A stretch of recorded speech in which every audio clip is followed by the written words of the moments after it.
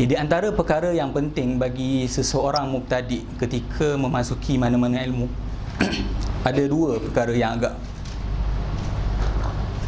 perlu ditekankan untuk menarik minat ataupun kita tak tertanya-tanya. Yang pertama, mengetahui mabadi' asyarah bagi ilmu tersebut. Sekarang ni kita dalam ilmu nahwu, kena tahu apa dia mabadi' asyarah, asas 10 perkara. Kalau tak tahu pun tahu 5 ataupun 6 daripada 10 asas utama tadi. Yang kedua, kita kena dapatkan tasawur am, gambaran umum apakah perbahasan-perbahasan yang akan dibincangkan dalam ilmu tersebut. Contoh kita kata tauhid, kita dapat gambaran kan, al-ilahiyat, an-nubuwat, as-sam'iyat. Bawah ilahiyat ada perbincangan apa, bawah nubuwat ada perbincangan apa, bawah sam'iyat ada perbincangan apa. Sebagai contoh, kalau mantik ada tasawur, ada tasdik. Bawah tasawur ada mabadi' tasawurat, ada maqasid tasawurat. Bawah tasdik ada mabadi' tasdiqat, ada maqasid tasdiqat. Macam tu, perlu gambarkan secara am. Terlebih dahulu dalam mabadi' asyarah, dalam ilmu kita yang kita bincangkan, terlebih dahulu kita baca muqaddimah muka surat yang ketiga ya. Bismillahirrahmanirrahim. Alhamdulillahi wa kafa wa salamuhu ala ibadihi alladhina istafa. Ini muqaddimah Imam Syekh Muhyiddin. هذا شرح واضح العبارة ظاهر الإشارة يانع الثمارة داني القطاف كثير الأسئلة والتمرينات قصدت به الزلفى إلى الله تعالى بتيسير فهم المقدمة الآجرومية على صرار الطلبة لأنها الباب إلى تفهم العربية التي هي لغة سيدنا ومولانا رسول الله صلى الله عليه وآله وصحبه وسلم ولغة الكتاب العزيز وأرجو أن أستحق به رضا الله عز وجل فهو خير ما أسعى إليه ربنا عليك توكلنا وإليك أنبنا وإليك المصير ربنا اغفر لي ولوالدي وللمؤمنين والمؤمنات يوم يقوم الحساب. Tak apalah, itu mukadimah, tak perlu diterjemahkan. Masuk al-muqaddimat. Al-muqaddimat inilah yang dimaksudkan dengan ana mabadi' asyarah, tapi Syekh Muhyiddin tak sebut semua. Sebab matan yang ma'ruf, inna mabadi'a kulli fannin asyarah, kata Imam As-Sabban, dia yang datangkan bait ni. Inna mabadi'a kulli fannin asyarah, al-haddu wal mawdu'u thumma as-samarah. Wa nisbatun wa fadduhu wal wadi'u wal ismu listimdadu hukmu syari'u. Wal ba' masailu wal ba'du bil ba'd iktafa wa man daral jami'a hadha syarafa.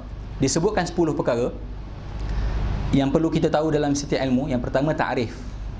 Al-haddud ataupun dengan terjemah lain, ta'rif.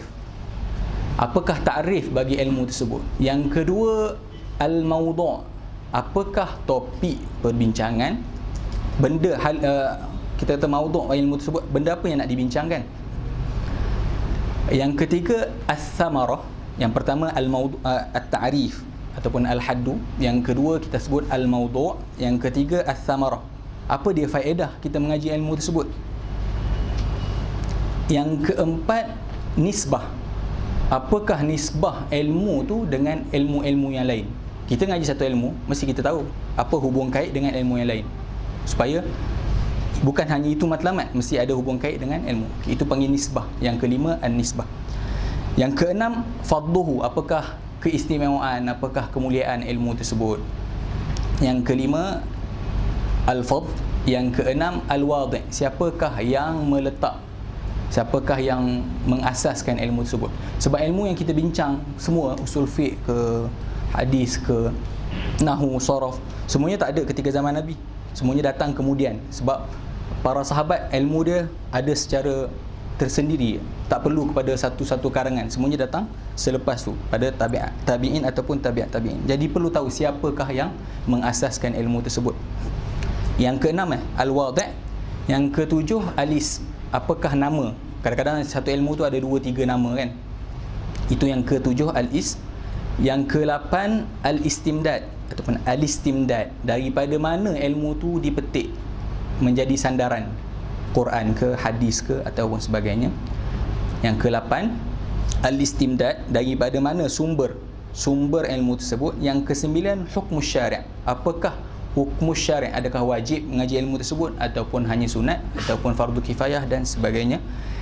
Dan terakhir yang ke-10, masailuhu. Apakah masalah-masalah yang dibincangkan dalam ilmu tersebut. Jadi 10 perkara ni perlu tahu. Kalau dapat tahu 10 lagi cantik.